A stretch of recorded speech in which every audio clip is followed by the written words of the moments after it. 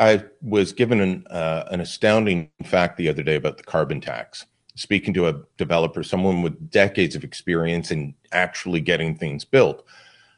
And they told me that to create 1 ton of cement, you need to emit 1 ton of carbon. The cost of 1 ton of cement is below the $170 that the carbon tax is going to. And so they said by 2030, the carbon tax will cost more than the cement will. So it will more than double the cost of cement, which is vital to use in construction of building homes, building schools, building hospitals. Well, what will more likely happen is that the cement and concrete quarries and factories across Canada will simply close, and they will move to the United States, and there will be shipments of concrete and cement powder coming up from the Americans. We will be sending billions of dollars to them to supply us with essential building materials that will drive down our economy, the incomes of our workers, and the revenues of our governments. The same is true with steel.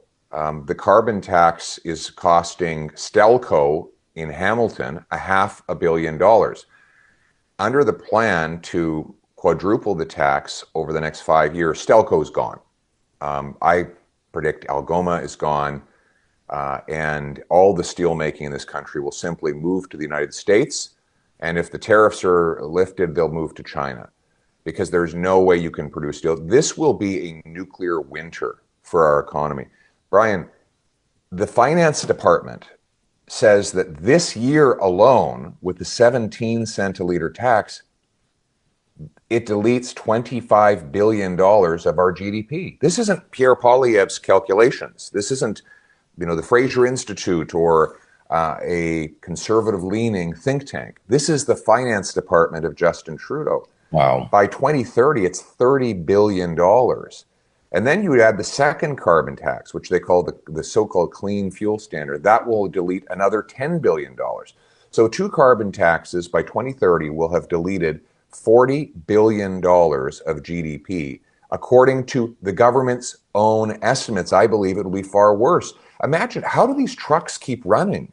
Like, how the trucks that pick up parts from a factory and take it to a warehouse, that keep the bits and pieces of our economy going, they can't run on a 61-cent liter carbon tax.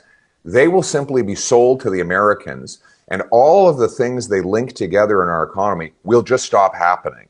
It will be a catastrophic collapse if this carbon tax quadrupling goes ahead, as the NDP Liberals propose, and that is why it is a carbon tax election. It is the existential question of the election.